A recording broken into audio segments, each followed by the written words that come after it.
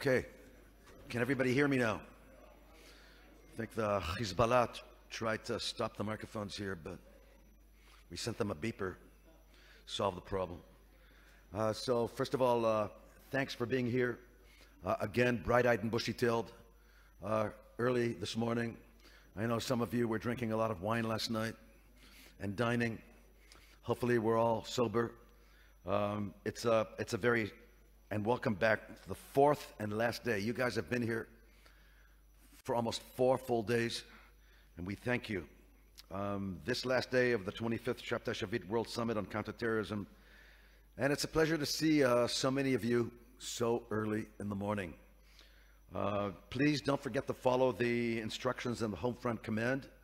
I'm sure the Houthis see that there's such a distinguished delegation here that they might want to send something in our direction.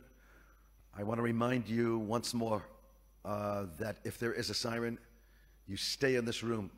You don't go running out anywhere. You just calmly stay in this room, and we will continue our deliberations as if nothing happened, because you know, it's an advantage to be in the room you need to be in when there's a siren. So this is that room. We will have another full engaging program ahead with keynote addresses, and without any further ado, it's an honor to introduce our first speaker of the day, Dr. Sebastian Gorka, Deputy Assistant to the President of the United States and Senior Director for Counterterrorism at the National Security Council. Sebastian is a great friend of Israel. He's a veteran of this conference. He's our good friend. We greatly appreciate his friendship, and we also appreciate the patriotic bear hug we get from him every time we meet. And thank you for that. The floor is yours.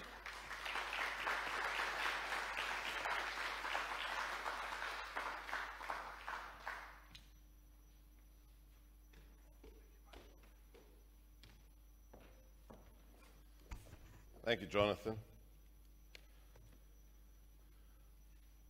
Otherwise known as the Casey Kasem of international conferences. I can't believe I'm here because I met a man called Boaz Ganor 21 years ago.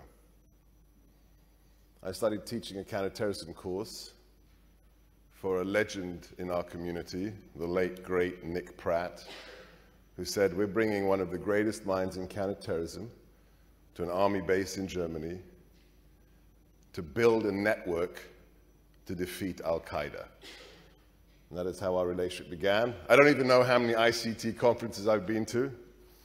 All I know is that Boaz made sure this morning to point out that I may be a deputy to a president, but he's a real president. I tried. I would like to think that the friendship I have with you, Boaz, is in a small part emblematic of the friendship between our two nations. We stand with Israel. The President of the United States is the most philo-Semitic supporter of Israel since the rebirth of this nation in 1948. I would like to remind everyone, lest you have forgotten, there is only one president who has prayed at the Western Wall of the Temple as president. It is my boss, Donald J. Trump.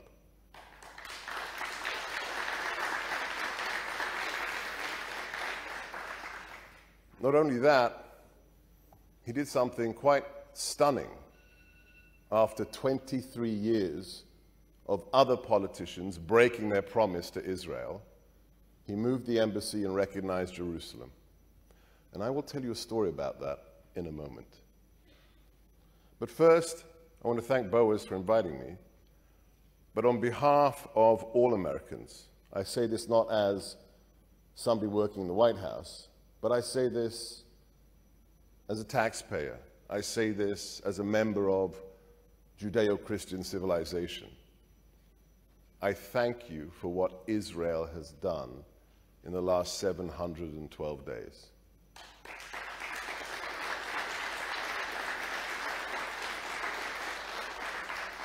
It does not go unmissed that there is an empty chair on this stage, and it is a yellow empty chair.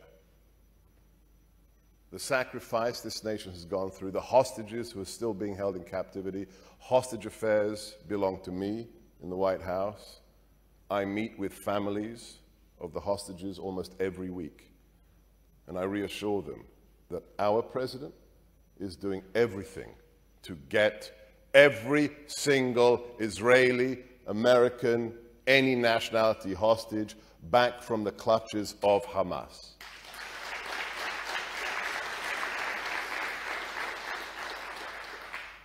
I think of the 18 graduates of this college who have died in the war with jihadis in the last 2 years. I think of the hostage that was a graduate of this school. And I think of the amazing mathematics of what happened on that day. If you put the numbers killed on October the 7th, the biggest loss of Jewish life since the end of the Shoah, since the end of the Holocaust, and you project it onto the size of the American population, we are still suffering mentally and spiritually from the events of 9/11.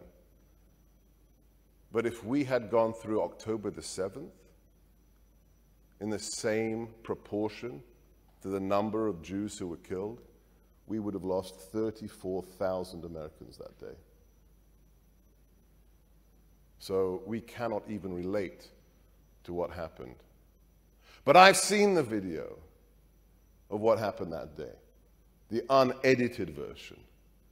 And as I said, as a private citizen, after I had been shown that video, I hope the people of this great nation find everyone responsible, kill them, bury them, and salt the earth above their graves.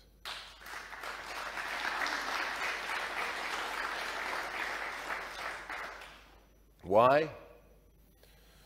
Because we are facing the same enemy. How do I know this?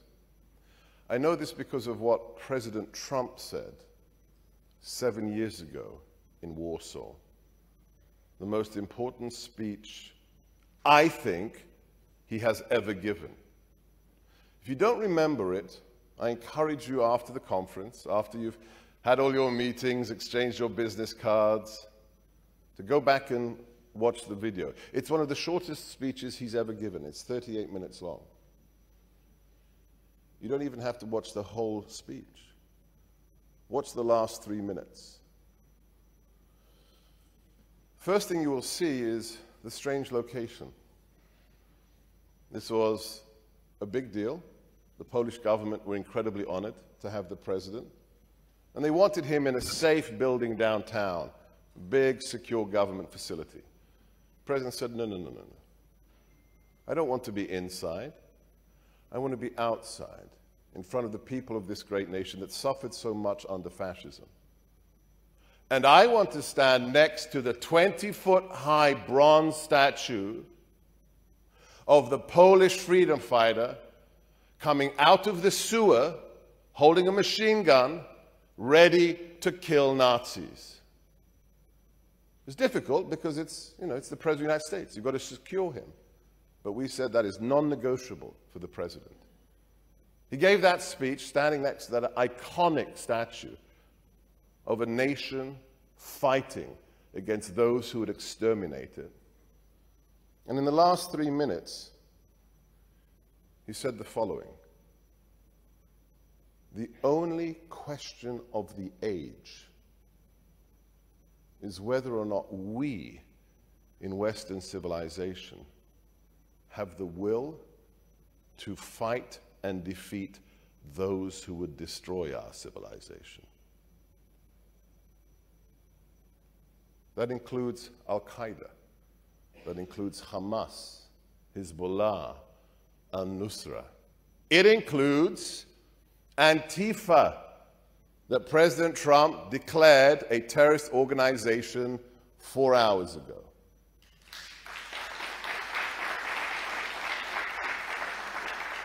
And that decision is personal for me because I had a good friend called Charlie Kirk, who for the last 9 years, because he wanted to promote exchange of ideas and debate on college campuses, was labeled a Nazi, undermining everything that word means, was called a fascist by groups like Antifa.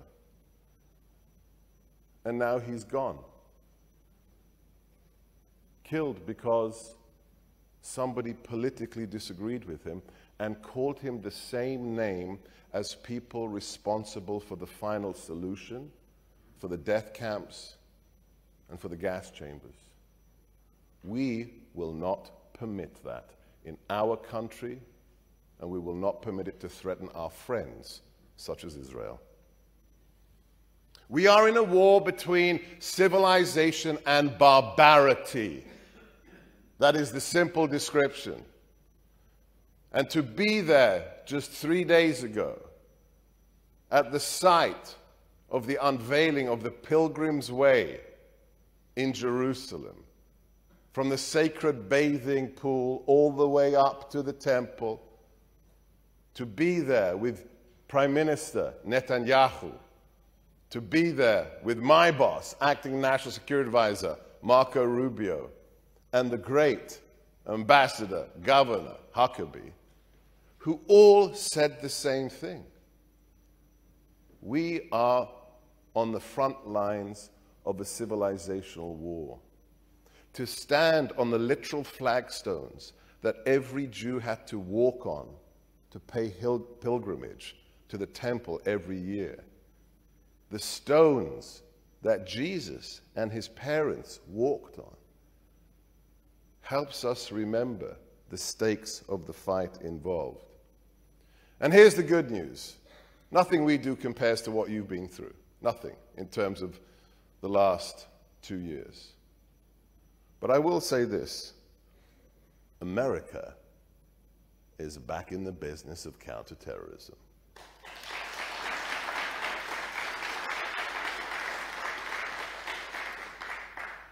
We are on the cusp of unveiling our new counterterrorism strategy for the president.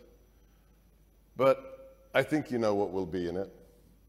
Because since the 11th day of the administration, thanks to the work of my incredible team in the National Security Council, we took our first strike against an ISIS leader.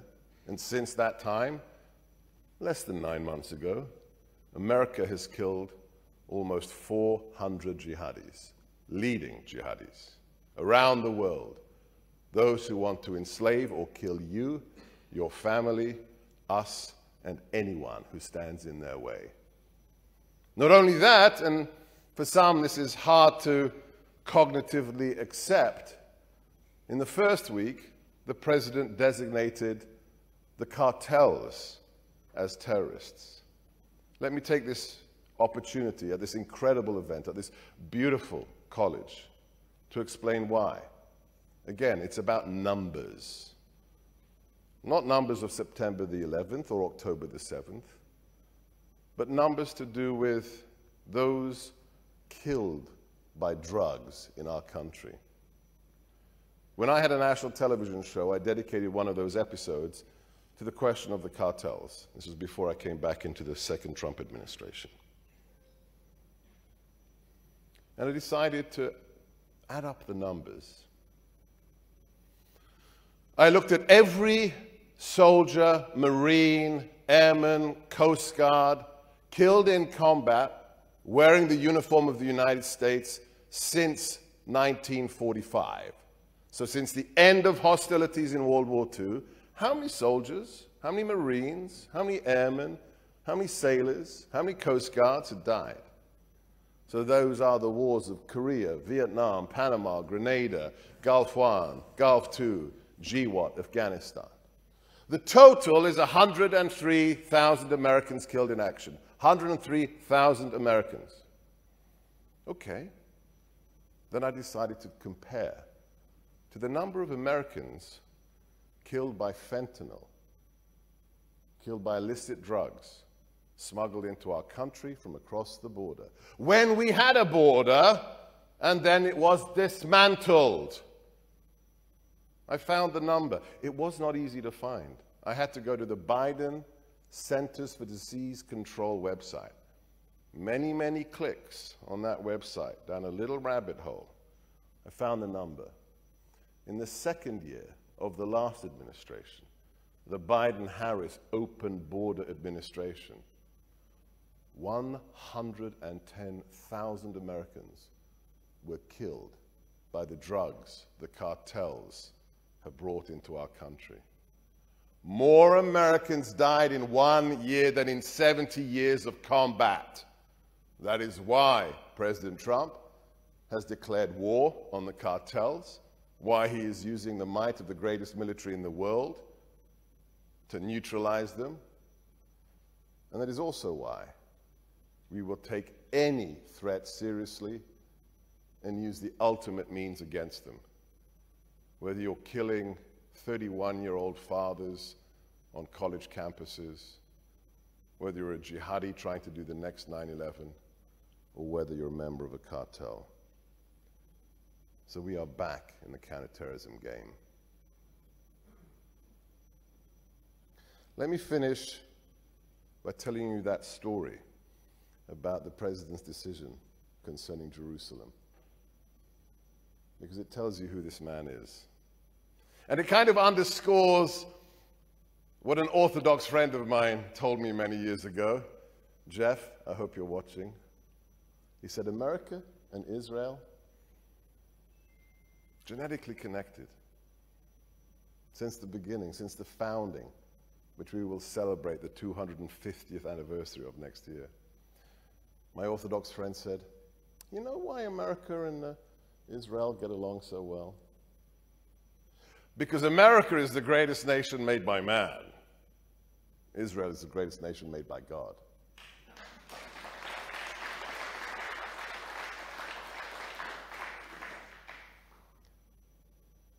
So, what happened on that fateful day? I can't reveal the names, it would be impolitic of me. But during the first administration, when President Trump said, we're moving the embassy and we're recognizing Jerusalem as the eternal capital of the eternal nation of Israel, only 3 members of his administration supported him at the cabinet level. Despite the fact that multiple presidents had promised to do this for more than 23 years, starting with Bill Clinton. And every 6 months since President Clinton said we're going to recognize Jerusalem, the American executive, the commander-in-chief, had to officially inform your government, sorry, we're not doing it this year. Twice a year for 23 years, we officially had to tell the world we are breaking our promise to our best friends in the Middle East. Well, that was unacceptable to President Trump. One of the members of the cabinet, who will go nameless, but his nickname may have been Mad Dog, was not so much of a mad dog. He was more of a lapdog poodle. And it hurts me to say that because I spent 2.5 years of my life teaching the devil dogs at Quantico. I love the Marine Corps. Sorry, Gavin. Sorry, John. This warrior of a Secretary of Defense told the president, don't do it. You can't move the embassy. You mustn't recognize Jerusalem, sir. You will ignite World War III, and I don't have enough Marines to protect all of our embassies in the Middle East. What was President Trump's response? He looked at quote-unquote Mad Dog, and he said, well, Jim, I'm doing it. I'm doing it for 3 reasons. Number 1, because I promised the American people during the campaign. Number two, because we, the American people, promised the people of Israel 23 years ago. Oh, and thirdly, Jim, by the way, it is the right thing to do.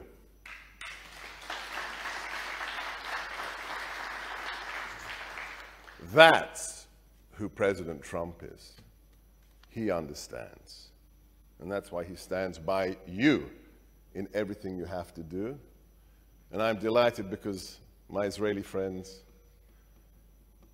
you may have some difficulties domestically. What is the saying? If you have 2 Jews in a room, how many political parties? 3. So things are a little bit, chaotic politically, maybe. But that's okay, because I know, because I've seen it all my adult life.